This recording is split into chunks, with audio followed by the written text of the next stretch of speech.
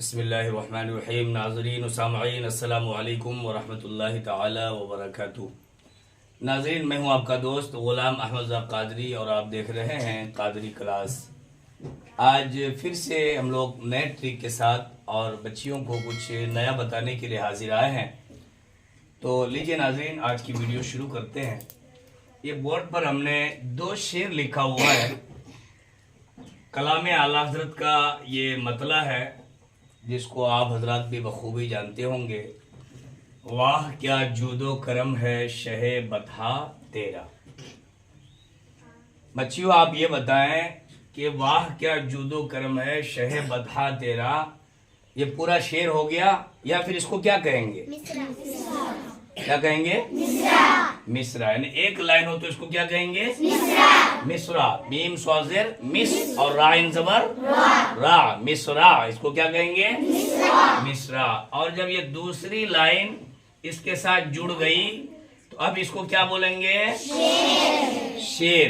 क्या बोलेंगे? शेर। लेकिन अगर ये नात का पहला शेर है तो इसको मतला कहेंगे। क्या कहेंगे? मतला। बात समझ में आ रही है?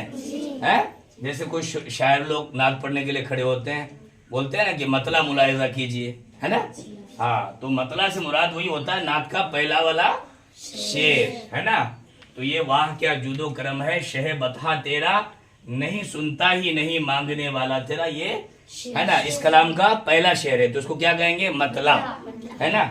उसके बाद फिर उसने मतला आता है, लेकिन हमने उसको लिखा नहीं है।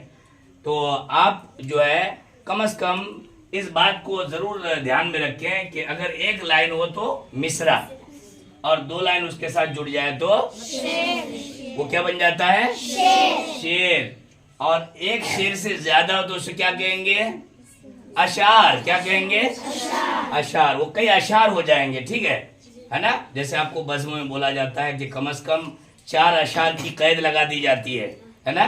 कि कम से कम 4 अशार वाली जो है नात याद करके लाना है कि नहीं?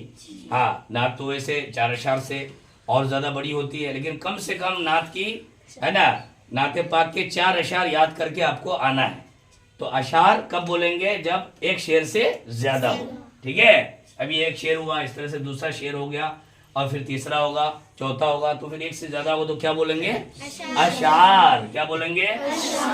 और नाते पाक का जो सबसे यानी लास्ट वाला शेर होता है उसमें लिखने वाले का नाम भी होता है ना? जैसे ये कलाम आला हजरत है, यानी आला हजरत का लिखा हुआ शेर, आला हजरत का लिखा हुआ कलाम है। तो इसमें देखो कि ये है, इसका मक्ता है, तेरी सरकार में लाता है रजा उसको शफी। अब ये रजा जो है यानी आला हजरत के कलाम में जहां भी आप अगर रजा लिखा हुआ देखिए तो समझ जाइए कि आला हजरत का कलाम है कि नहीं, है ना?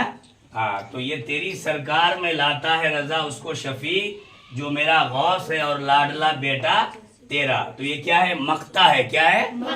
मक्ता। यानी पूरे कलाम का जो सबसे लास्ट वाला शेर होता है वो क्या होता है? मक्ता। और सबसे पहला वाला क्या होता है? मतला। सब बोले क्या होता है? मतला। और एक लाइन हो तो क्या? मिसरा। और 2 लाइन हो तो शेर, है ना? और कलाम का पहला वाला शेर हो तो उसको क्या कहते हैं? मतला। और सबसे आखिर वाला हो तो उसको क्या कहते हैं? मक्ता। क्या कहते हैं? मक्ता। तो आप इन बातों को ज़हन में बिठा लीजिए और कलाम पढ़ने के दौरान यानी नाज़ शरीफ पढ़ने के दौरान, ठीक है, जरूर इस बात का लिहाज रखिए कि कब मक्ता बोलना है और कब मतला बोलना है। ये नहीं कि बस कलाम पढ़ने के लिए भी खड़ी हुई है और बोल रही है कि मक्ता मुलाहिजा कीजिए, तो गलत हो जाएगा ना। क्या बोलना है? मतला मुलाहिजा कीजिए। क्या बोलना है? मतला मुलाहिजा कीजिए। ठीक है, आज के लिए इतना ही। अल्लाह ताला आप लोगों के इल्म में खूब खूब बरकतें अता फरमाए। अस्सलाम वालेकुम।